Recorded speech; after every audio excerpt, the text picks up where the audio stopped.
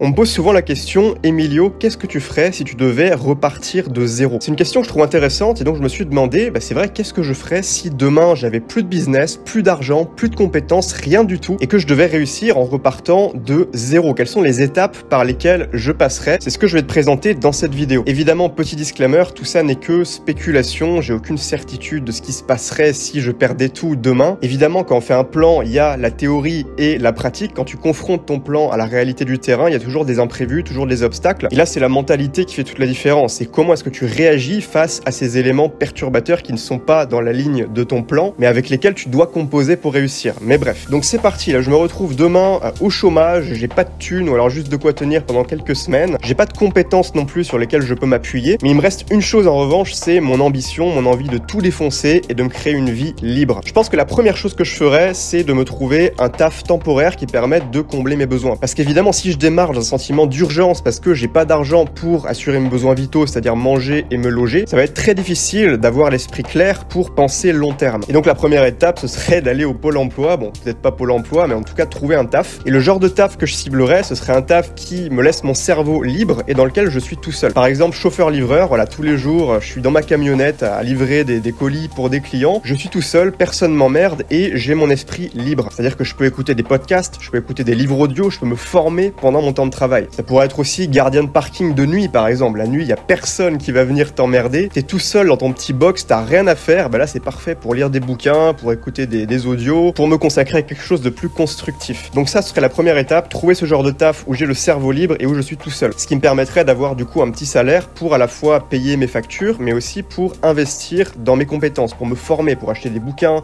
pour acheter des formations, ce genre de choses. Et à partir de là, je passerai à la deuxième phase du plan qui est de développer une compétence rare et recherchée. Pour être rentable, pour qu'on puisse gagner de l'argent avec, monter un business avec, une compétence doit être à la fois rare et recherchée. Si elle est juste l'un des deux, c'est-à-dire soit rare, soit recherchée, mais pas l'autre, c'est pas le genre de compétence avec lesquelles on peut gagner sa vie. À part peut-être avec un job très mal payé. Par exemple, une compétence qui est juste recherchée, mais pas du tout rare, ce serait faire les burgers. Tu vois, je pourrais aller taffer au McDo, même si je sais très bien faire les burgers, ça m'étonnerait que j'arriverais à monter un empire autour de ça, à moins que je monte ma propre chaîne de resto, mais là, ça demande des compétences qui vont bien au-delà de simplement la cuisine. De l'autre côté, si c'est une compétence qui est juste rare, mais pas recherché, ça pourrait être par exemple savoir parler hébreu ancien. Bon, c'est peut-être la classe, tu pourrais te la péter devant tes amis, mais bon, personnellement, je connais pas grand monde qui serait prêt à te payer pour cette compétence. Non, ce qu'il faut, c'est une compétence qui soit rare et recherchée, les deux à la fois. Par exemple, le copywriting, savoir écrire des pages de vente. Autre exemple, la programmation, être développeur. Dans l'économie digitale dans laquelle on vit, c'est hyper demandé les développeurs. D'ailleurs, les développeurs freelance gagnent souvent très bien leur vie. Ça pourrait être le montage vidéo, enfin peu importe, mais je me positionnerais comme ça sur une compétence clé. Et une fois que je l'aurai choisi, le top départ est lancé, j'ai plus qu'à me former intensivement et aussi surtout à pratiquer. Il n'y a pas que la théorie, mais il y a aussi la pratique, faut combiner les deux. Donc pour ça, je me servirais de mes longues heures de taf où j'ai rien à faire et également chez moi, voilà, mon temps libre. Alors après, peut-être que je garderai quand même un petit peu de vie sociale non plus pour pas péter un câble, mais je passerai quand même le plus gros de mon temps libre pour développer cette compétence rare et recherchée. Ensuite, troisième partie du plan, c'est-à-dire une fois que j'ai acquis cette compétence, une fois que j'ai les bases. Donc là, ça y est, je connais par exemple les bases du copywriting, les bases de la programmation, les bases du montage vidéo, peu importe ce que j'ai choisi. Ce que je vais faire à partir de là, c'est que je vais me spécialiser. Parce que soyons pragmatiques, je serai probablement jamais le meilleur copywriter du monde, le meilleur programmeur du monde, le meilleur monteur vidéo du monde. C'est extrêmement improbable. La compétition est beaucoup trop féroce. Peut-être que je peux devenir bon, mais il y aura toujours des mecs excellents bien au-dessus de moi. Par contre, là où je peux devenir le meilleur, c'est dans une niche, c'est-à-dire un sous-ensemble de la compétence que j'ai développée. Par exemple, le copywriting exclusivement dans le domaine de la finance. La programmation spécialisée dans les tableurs Excel. Ça peut paraître con dit comme ça, mais c'est très demandé en entreprise et il y a vraiment des mecs hyper chauds là-dessus. Le montage vidéo seulement pour les entrepreneurs du web. Tu comprends l'idée, je vais pas être un généraliste, je vais être un spécialiste. Un neurochirurgien est toujours bien mieux payé qu'un simple médecin généraliste. C'est exactement pareil avec n'importe quelle compétence, se spécialiser, chercher à toucher seulement un marché cible précis, ça augmente ta rareté sur le marché du travail. Quatrième phase du plan maintenant, à l'issue de laquelle je pourrais enfin quitter mon taf alimentaire, ce serait de commencer à faire de la prospection, donc trouver des clients. Évidemment, je commencerai par définir mon client cible, chose que j'ai normalement déjà faite puisque j'ai choisi le domaine dans lequel me spécialiser. Donc j'irai chercher un par un mes clients potentiels et je leur ferai des offres impossibles à refuser. C'est-à-dire des offres qui leur apportent énormément de valeur et qui va leur coûter quasiment rien. Ça m'aura demandé évidemment au préalable d'identifier clairement leurs besoins. Mais une fois que je saurai exactement ce dont mon marché cible a besoin, je saurai taper dans le mille, leur proposer le service qu'ils pourront pas refuser parce qu'ils en ont trop besoin. Et pour mes premiers clients, je leur proposerai un tarif très avantageux parce que le but de mes premières prestations ne sera pas de faire un maximum d'argent, mais plutôt de me construire une autorité. Ça me permettra d'avoir un vrai background de projets sur lesquels j'ai déjà bossé, qui pourront me servir plus tard pour vendre mes services à de nouveaux clients. Et ça me permettra aussi de récolter des témoignages, de rassurer mes futurs clients que voilà, je suis pas juste un guignol sorti de nulle part, je suis quelqu'un qui a des compétences, qui fait du bon travail et dont les clients sont déjà satisfaits. Et donc une fois que j'aurai réalisé suffisamment de collaborations de ce style, je pourrais augmenter mes tarifs et enfin quitter mon job alimentaire, peut-être même que je l'aurais quitté avant, ça dépend en tout cas de l'argent, si j'ai pu me le permettre ou pas avant ça. Et donc à ce stade, en partant de zéro, je serais devenu un spécialiste d'un domaine que des gens seront prêts à payer très cher pour accéder à ces services. Donc à partir de là, je serais confortable financièrement, je pourrais lancer de nouveaux projets si je veux. Enfin bref, j'aurais tout un panel d'opportunités qui s'ouvriront à moi. Alors évidemment, je sais, c'est facile à dire, hein, sur le papier, ça semble très joli, mais dans la réalité, il y a toujours des obstacles, il y a toujours des imprévus. Peut-être par exemple que je buterais dès la première étape parce que je galérerais à trouver le genre de taf que je cible, c'est-à-dire qui me laisse le cerveau disponible. Peut-être que je devrais me contenter d'un taf qui correspond moins à mon idéal et qui me laisse un peu moins de temps pour me former. Mais dans tous les cas, quand tu as une mentalité d'entrepreneur, tu es capable d'affronter ces obstacles. Le succès, il vient pas de la capacité à dresser le meilleur plan du monde, un plan aux petits oignons avec étape 1, étape 2, voilà ce que je vais faire exactement. Non, le succès, c'est la capacité à adapter son plan quand les choses ne se passent pas comme prévu. Et les choses ne vont pas se passer comme prévu. C'est pour ça que si je devais recommencer de zéro, je garderais bien en tête que mon plan n'est pas gravé dans le marbre. Il va falloir que je m'adapte en fonction de la réalité du terrain. Et puis aussi, il y a le paramètre temps, persévérance, ça va pas se faire du jour au lendemain. Évidemment, ça peut prendre plus d'une année. Ça, on peut pas le savoir, hein. Il y a toujours des facteurs aléatoires sur lesquels on n'a pas de contrôle. Et donc, évidemment, l'exécution de ce plan jusqu'à la réussite, ça me prendrait du temps. Et c'est encore une fois, est-ce que tu es capable de l'encaisser? C'est tout dans la tête. Moi, je pense que oui. Si tu es quelqu'un d'ambitieux, je pense que toi aussi, t'en serais capable. Voilà, n'hésite pas à me dire dans les commentaires qu'est-ce que tu penses de ce plan, qu'est-ce que tu ferais si toi, tu devais repartir de zéro. Et si vous voulez recevoir gratuitement ma super to-do list, c'est la to-do list ultime que j'utilise au quotidien, que j'ai codé moi-même sur Google Sheets. Il y a plein de fonctions avancées, ça va bien au-delà de la fonction du simple to-do list. On peut trier par date, on peut trier par importance, on peut archiver des tâches qu'on veut faire plus tard. Enfin bref, je te laisse découvrir cette super to-do list que j'utilise personnellement au quotidien absolument tous les jours et qui a contribué à exploser ma productivité depuis que je l'utilise. Tu as le lien dans la description de cette vidéo, tu as juste à me laisser ton email et tu accéderas immédiatement au lien du fichier Google Sheets, tu as juste à le dupliquer et tu pourras l'utiliser, tu verras, c'est très simple. Sur ce, excellente journée à toi, je te dis à très vite pour une prochaine vidéo. C'était Emilio, ciao ciao.